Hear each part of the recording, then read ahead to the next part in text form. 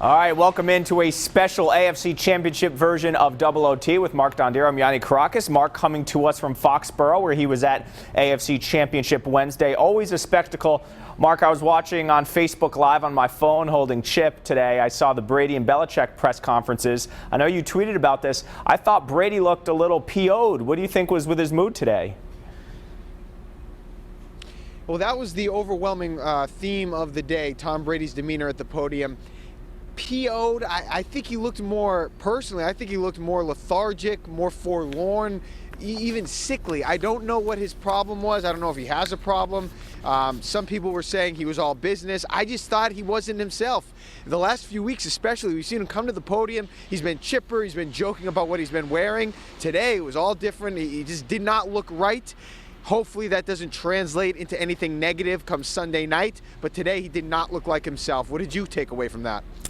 Yeah, I guess you could say all business. You know, he's a creature of habit, so he hasn't been doing Wednesday press conferences. So today he had to meet with the media, which maybe was 5 minutes away from treatment or 5 minutes less of watching film. So maybe, you know, maybe he was just having a bad day. Maybe he's coming down with a little cold or something. But, you know, all of us over the course of a day aren't always in good moods. So I wouldn't put too much into it. I think come Friday, if he's like that, then we'll know more. But I think we've seen over the years, Belichick is more moody on a Wednesday, the first day of implementing the game plan, than he is on Friday when the plan is kind of in check at that point. So I wouldn't put too much into it.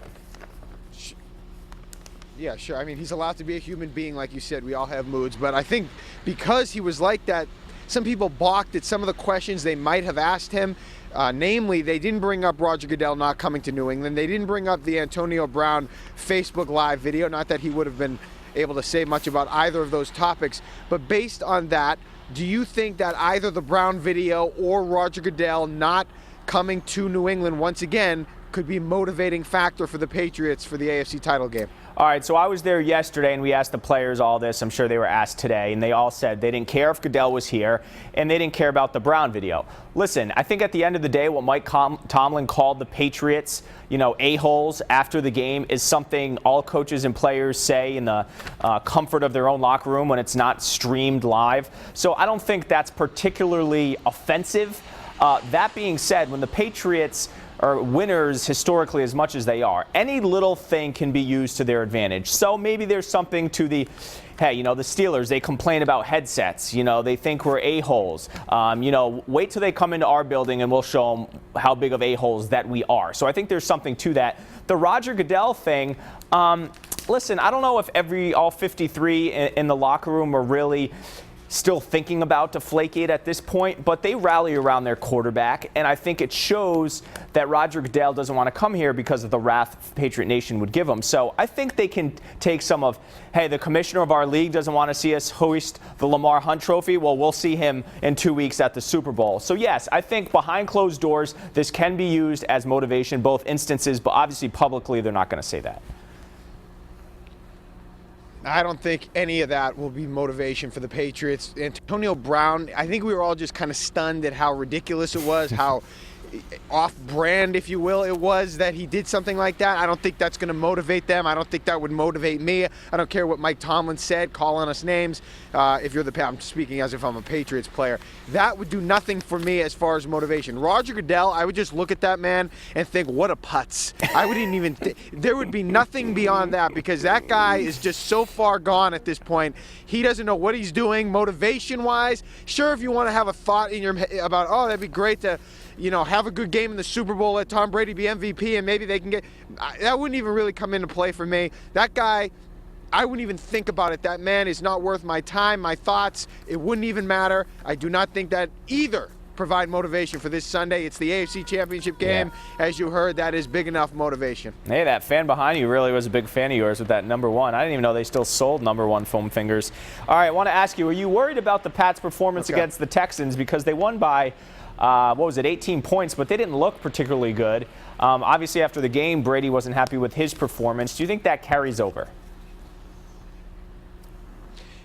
I don't know if it necessarily carries over, but yes, I'm a little worried. I would have preferred they played well. I think they'd have a better chance of playing well had they played well the first game. I mean, if I hit a good golf shot, I'm more confident in hitting another good golf shot the next time than if I came off a bad golf shot. So, I think it would have been better for them, sorry about this earpiece, if they had played well.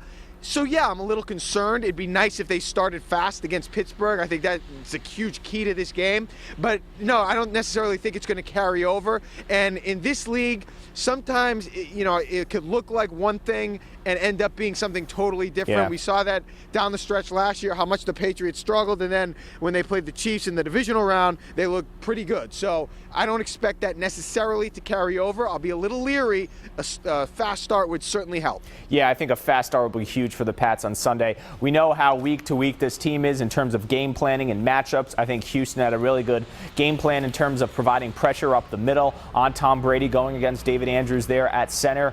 And I think it's a different set of circumstances what Pittsburgh brings to the table and what New England has. So I don't think it carries over, but if Tom Brady throws an interception, his first possession out there, maybe that gets into his head, what's going on. So I think a fast start is absolutely paramount for the Pats on Sunday.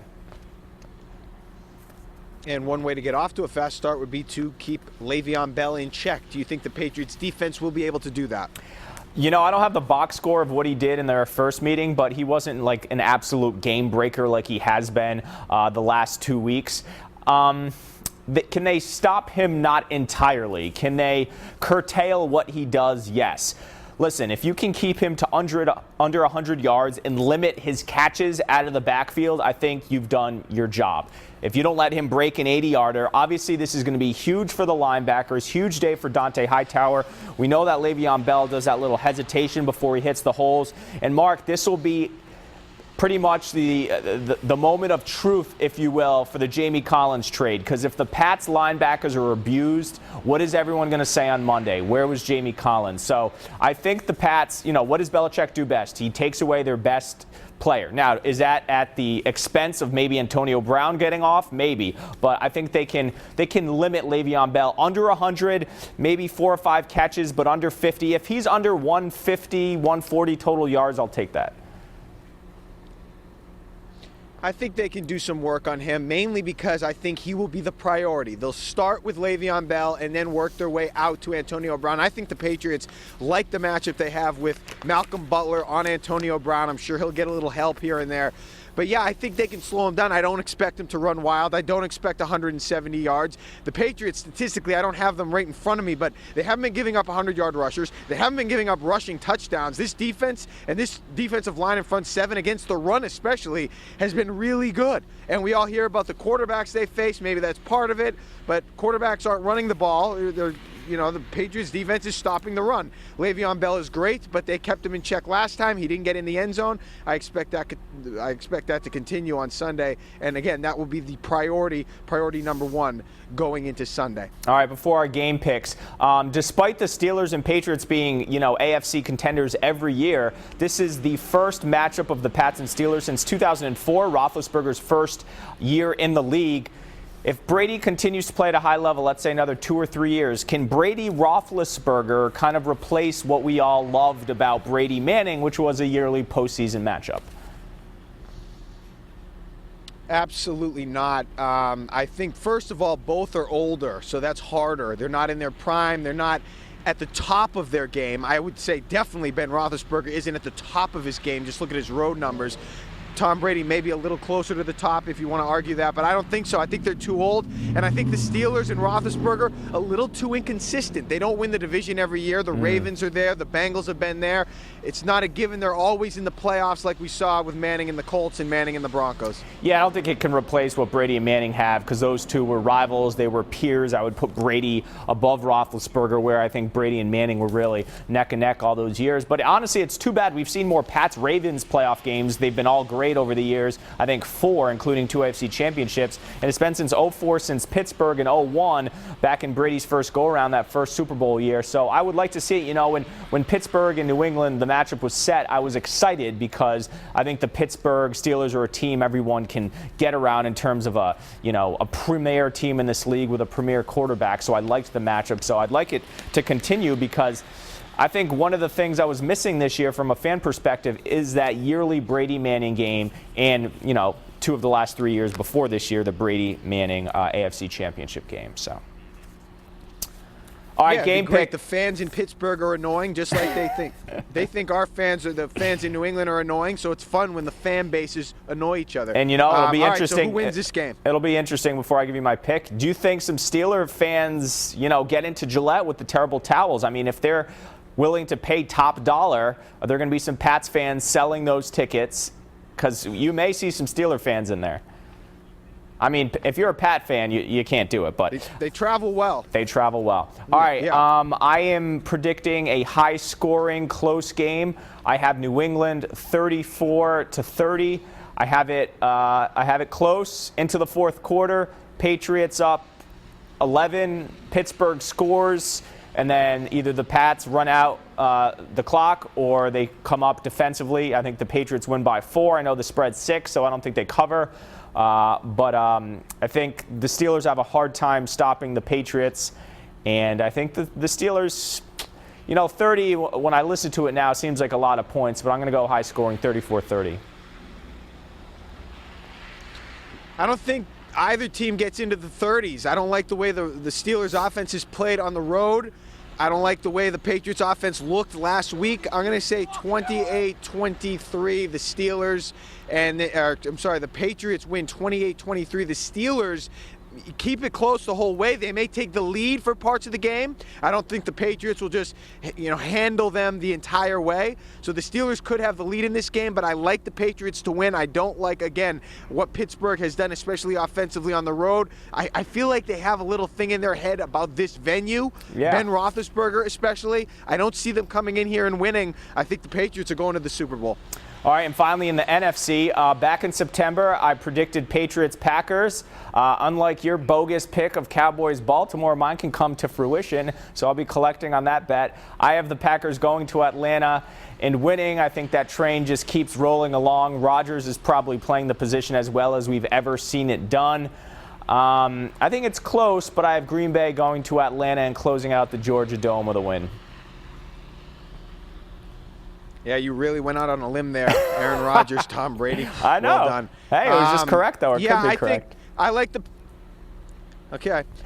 Packers in this game. Both defenses, I have my reservations about both defenses. I think Atlanta's may have been playing a little bit better leading into last week and then last week, but Green Bay's isn't that far behind, and Dom Capers has a way of elevating that defense in the playoffs. So I think Atlanta, they'll be right there. It's at home. Matt Ryan has been great. A lot of weapons.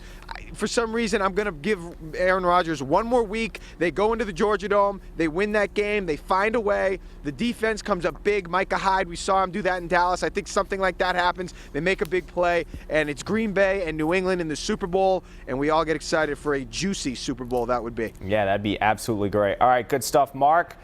Thanks for watching Double OT, and we will see you next week for a potential Super Bowl edition.